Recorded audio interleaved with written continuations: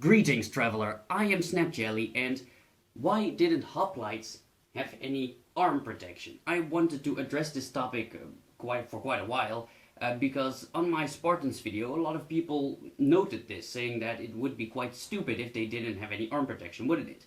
And not so long ago, I actually had a bit of a conversation with somebody in the comments who said that I should use common sense and say that they did wear arm protection, even though the historical depictions and the writings and the findings state that they didn't.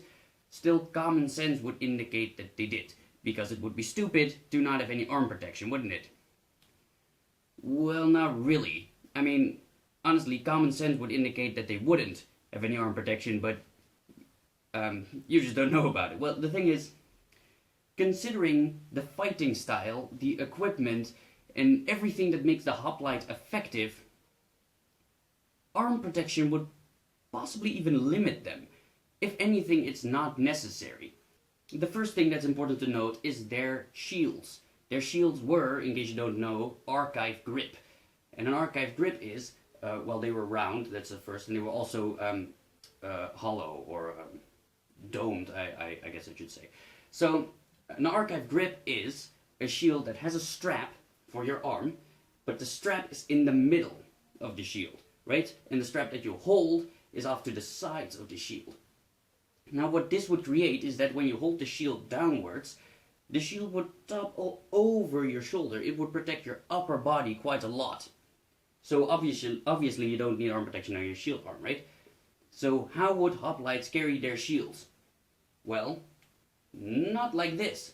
That's the thing, you stereotypically see people like carry their shields like this, and then you have the center grip shield, one that you hold in your hand, but an archive grip shield was held like this, just straight down.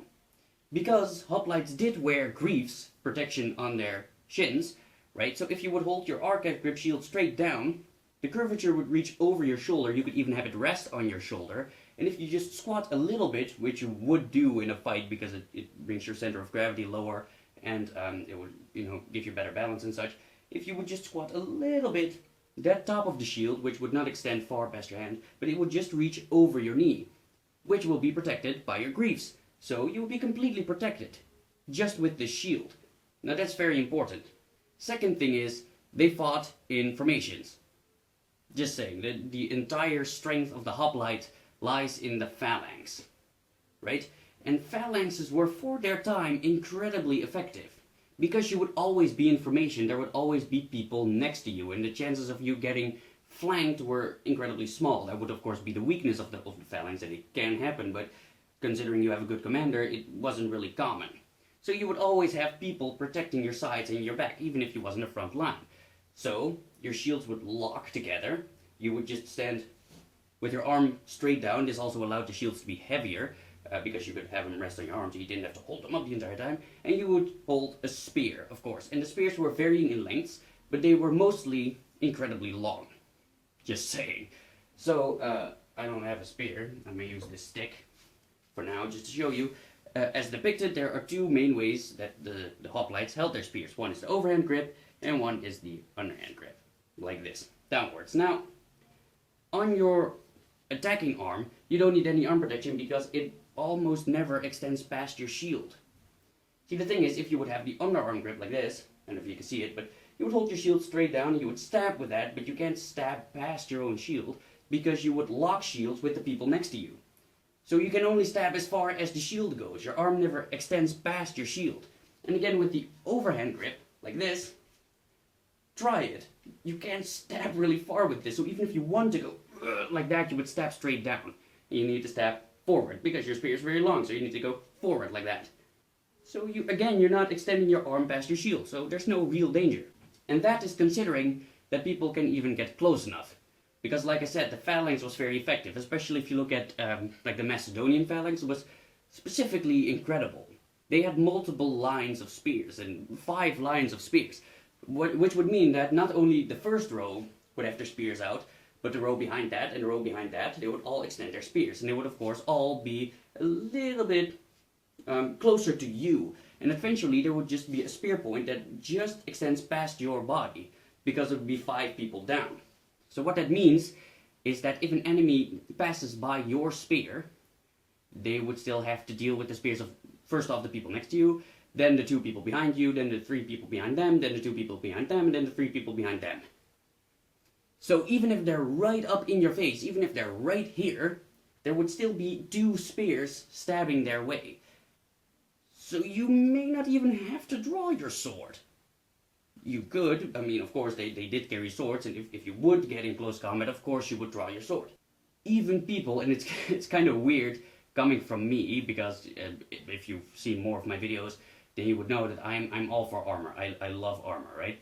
So, but even people who are not armored are not incompetent fighters. I mean, it's not like if you would have a Spartan without arm protection, that it would be completely useless. No, it would just, you would be a little bit more vulnerable on its arms. We could still fight. Lots of fighters during the same day and age had the same problem with very lacking neck and arm protection, like the Romans and the Scandinavians, for example. So it was a really common thing, the lacking arm and neck protection, and it wasn't much of a problem for the hoplites. Now, as I said, I wanted to make this video quite a while ago, but what kind of triggered me into doing it now is because I just had a little bit of a conversation with somebody in the comments who, like I said that I should use common sense. And after I explained this, what I'm explaining right now, he said, well, what about sunburns and mosquitoes and freaking cold winds in winter? What about those? Well, again, common sense. I mean, I'm sorry, but first off, mosquitoes, that's not gonna be a problem. I mean, honestly, if your arms are protected, mosquitoes are gonna get you in your face. And if your soldiers are gonna be stopped by mosquito bites, well, then they're probably not gonna win a fight, just saying that. The mosquito bite would not be much of a problem. And if it spreads disease, well, I'm sorry, but still, they could get you in your face and you would still get those diseases. So there's not much to do about that. Considering being sunburned, well, again, there are, besides warriors, plenty of people who are outside every day. Even today. Do they get sunburned? No, because if you go outside, quite often, your body will get used to the rays of the sun. Unless you're a ginger, which they weren't in Greece, so there was absolutely no problem. They would go outside a lot from a very young age. They would be used to the sun. Being sunburned wasn't a problem. And icy winds in winter, well, to this I have to answer, man the fuck up. I mean, honestly, the thing is, you can't compare yourself as a reenactor, for example, to an actual historical warrior. Like, you can't compare yourself to a soldier. Those people trained for hardship, to prepare for the day that they die a horrible, gruesome death. What do you think? They're going to be standing in their phalanx and say, it's kind of chilly, isn't it? It's bothersome. I wish I wore a long-sleeve shirt.